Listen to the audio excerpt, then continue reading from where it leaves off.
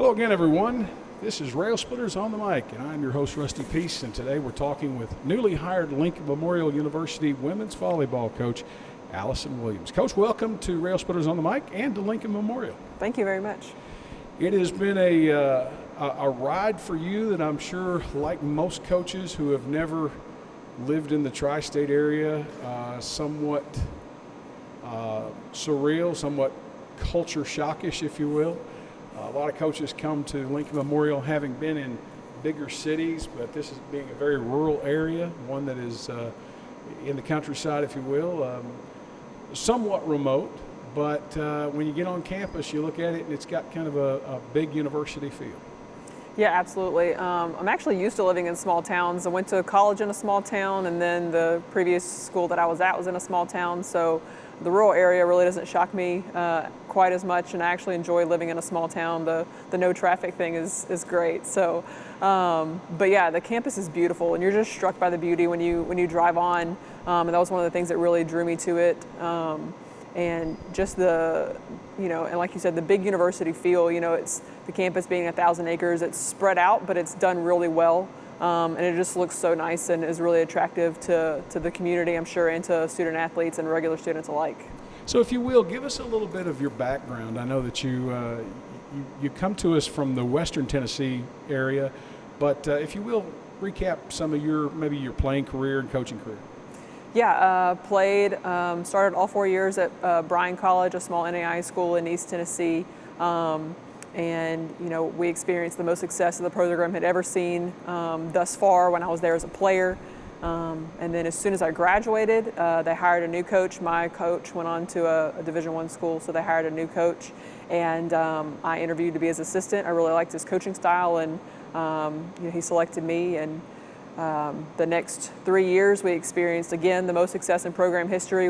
The last 2 years I was there, we had over 30 wins each year, and won the program's only regular season and conference tournament championships.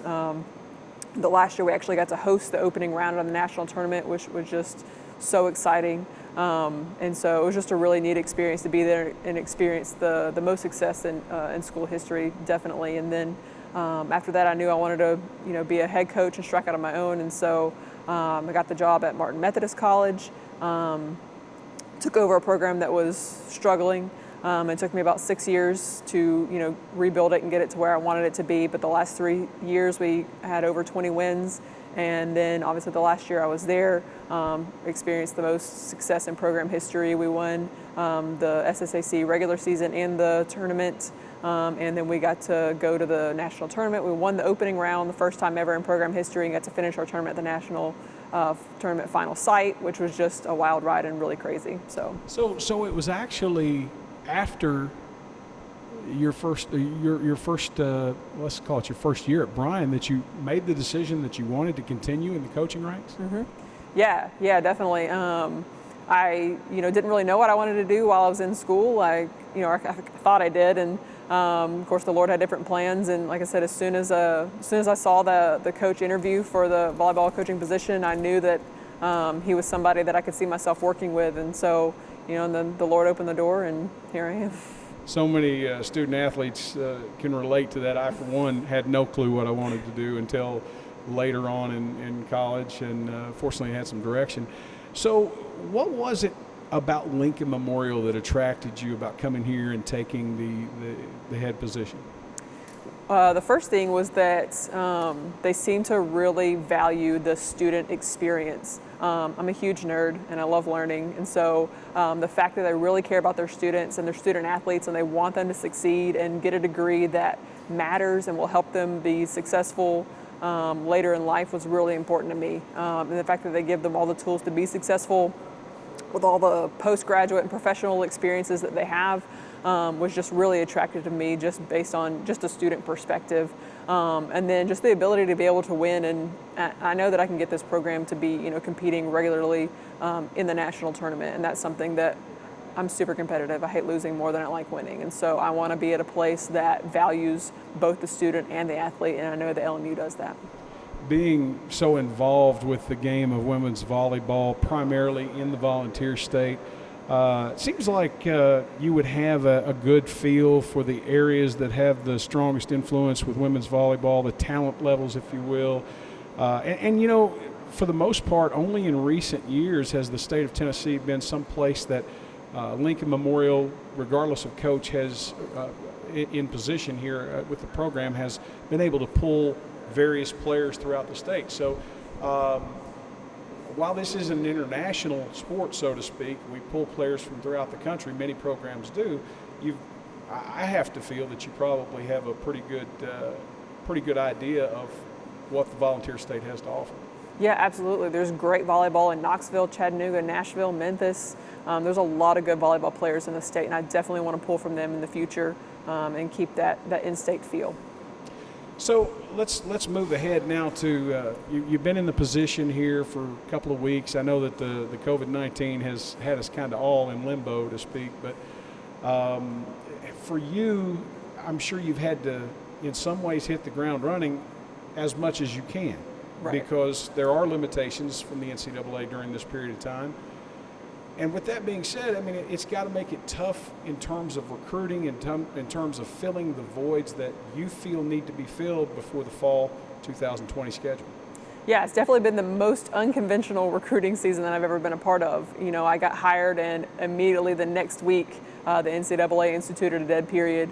And so it was just kind of crazy to see everything go down. And so every recruiting bit that I've done so far has been, you know, FaceTime tours and phone calls, and, you know, not convincing people to commit, you know, not seeing the campus in person has been challenging. But I know every coach across the nation that's, you know, finishing up their recruiting is dealing with the same thing. And so we've definitely been able to get some quality players still, and still looking to finish up, you know, as well. But yeah, definitely the most unconventional thing that I've ever been a part of. But you know, I'm always looking to grow and challenge myself, and so it's been a good experience. While every coach throughout the country is somewhat dealing with that, I mean, not every coach has to move their family to a new location, has to find a place to live. And for you, that's been, I don't want to say top priority, but it's definitely been one of the priorities that you've had to focus on.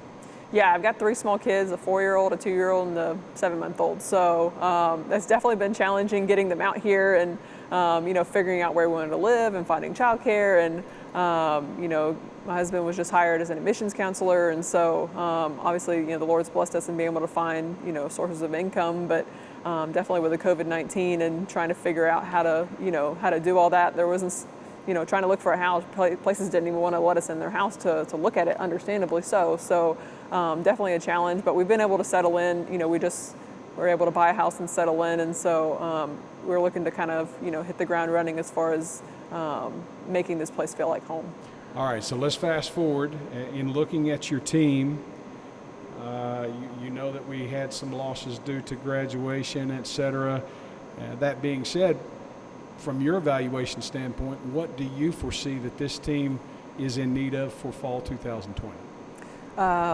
Definitely some hitters. That's been my main priority, and trying to get some hitters in. You know, Lindsay Narker was a really, you know, big force for them on the outside last year, and you know, so being able to replace the you know, the right side as well, being able to, you know, to get some strong leadership in there to replace them has been my top priority. And so, you know, I've been able to recruit 2 freshman incoming hitters as well, and I'm trying to find a transfer to try and get that experience on the court. And you know, as far as players go, hitters has been my priority, but definitely just putting that family culture into place is going to be my top priority in the fall. And I think that's been what the players have said that they wanted as well. They want the culture of togetherness, and they want to feel the love for each other, so that they can face any kind of adversity that this season might throw at us. So in light of the current health situation, I mean, have you had an opportunity to address the team as a collective? Yeah, we've had Zoom meetings and stuff like that, and if I never have another Zoom meeting, I'll be a happy camper. So, but yeah, I didn't even get to meet but a couple of them in person. You know, when I got hired, it was spring break, and then the next week it was everybody went to online classes, and so definitely unconventional at that point. But I've talked to everybody on the phone, and I've talked to, you know, we've done Zoom meetings and stuff as well. So, like I said, unconventional even in that aspect, but we've, you know, been communicating, and And like I said, I know what they say they want is to just be, be a family and be together, and that's something that's really important to me. I've got 3 small kids, and family is really important to me, and I know, and they know that you can have all the talent in the world, but if you can't love each other well, then you're not going to succeed. And so, like that's what is going to be my top priority in putting in, is that family culture. Well, having a husband that's been hired as admissions counselor, that's got to streamline the process of getting enrolled at LMU and knowing the process of doing it. Yeah, it's been really nice having him, and he's going to be a volunteer assistant for us as well, working as a recruiting coordinator and scouting and stuff like that, kind of, in his downtime as an admissions counselor. So he was a really integral part of our success at Martin. So I'm definitely looking forward to having him, even minimally on the staff here.